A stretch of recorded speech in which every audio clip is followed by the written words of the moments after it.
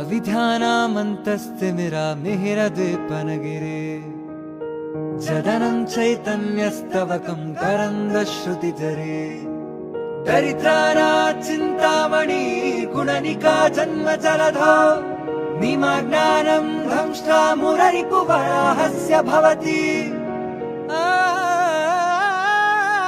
आत्मा रामानन्दरमण अच्युत केशव हरिनारायण आत्मा रामानन्दरमण अच्युत केशव हरिनारायण आत्मा रामानन्दरमण अच्युत केशव हरिनारायण।